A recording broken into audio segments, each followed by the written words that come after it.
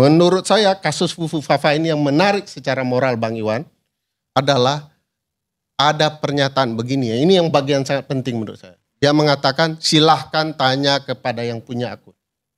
Bagaimana kalau secara hukum terbukti yang punya akun adalah Mas Gibran? Kenapa pernyataan bohong itu dilakukan terbuka? Saya akan lebih menghormati kalau betul-betul nih kan. Mas Gibran mengatakan, mohon maaf saya waktu itu masih sangat muda. Izinkan sebagai orang yang diamanahkan menjadi co-pilot negara ini saya minta maaf.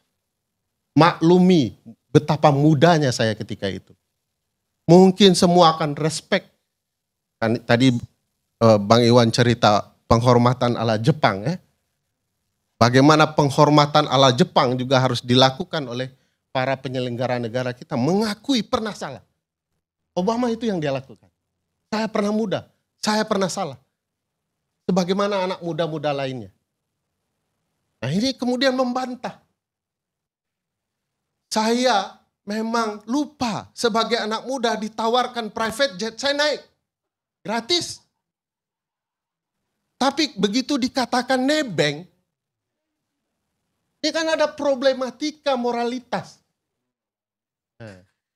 Ceto welo-welo itu gratifikasi. Dan KPK masih bela. KPK bilang bahwa karena ini adalah fasilitas negara maka bisa dikonversi dengan pergantian uang. KPK juga immoral. Bagaimana mungkin pesawat privat jet dikatakan fasilitas negara? Hanya demi membela anak presiden begitu ya. Bahkan di dalam negara yang beradab, penyelenggara negara harus super sensitif. Bagi Bang Abar boleh, bagi saya belum tentu. Maka beliau mencontohkan tadi, kalau yang lain kencing berdiri mungkin kurang ilmu agamanya. Kencing saya berdiri. Kalau presiden beda lagi. Saya pernah mencontohkan kepada mahasiswa, Ferry Amsari merokok di belakangnya ada tulisan. Dilarang merokok, orang bilang dosen immoral. Dampak ketatanegaranya kecil. Tapi presiden merokok, di bawah tulisan dilarang merokok. Dampak ketatanegaraannya seluruh warga melihat.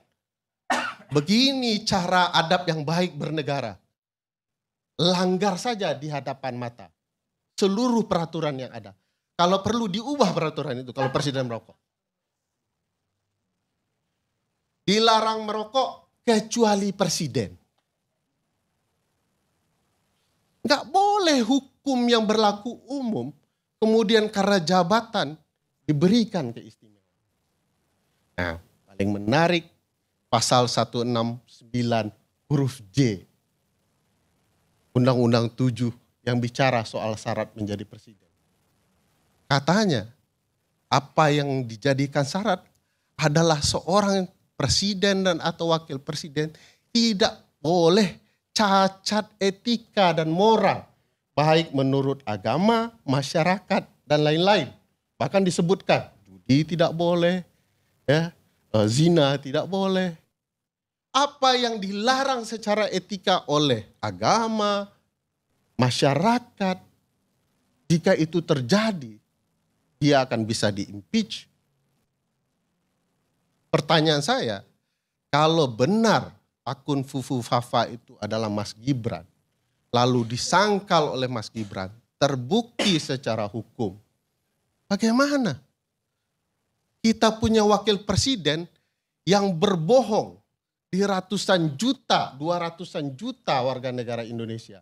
Anak-anak kecil kita melihat, begini jadi caranya jadi wakil presiden yang baik. Bohong saja ke depan publik. Maka peristiwa immoral ini diperbolehkan secara ketatanegaraan untuk kemudian di-impeach. Pertanyaan besarnya adalah, beranikah anggota DPR mengusulkan bahwa pendapat DPR, wakil presiden Republik Indonesia, jika sudah dilantik tanggal 20 Oktober jam 10 telah melakukan pelanggaran terbukti tidak lagi memenuhi syarat menjadi wakil presiden karena melanggar pasal 169 huruf E dan huruf J Undang-Undang Pemilu. Bagaimana, Pak? Berani tidak? Seluruh orang politik bertanggung jawab melindungi konstitusi. Proses bertata negara punya keberanian tidak menegakkan konstitusi. Atau konstitusi hanya benda mati yang kita akui dalam lip service kita sebagai hukum tertinggi, the supreme law of the land. Atau kita ini adalah manusia-manusia yang diciptakan untuk mengkhianati konstitusi itu. Kita buat dan kita khianati. Demi proses jabatan dan berkaryanya kepentingan politik, terutama keluarga-keluarga tertentu. Konstitusi tidak peduli. Bang Iwan pernah cinta ke Jokowi, Ferry Amsari pernah cinta dengan Jokowi. Tidak itu, tidak bicara pribadi personal.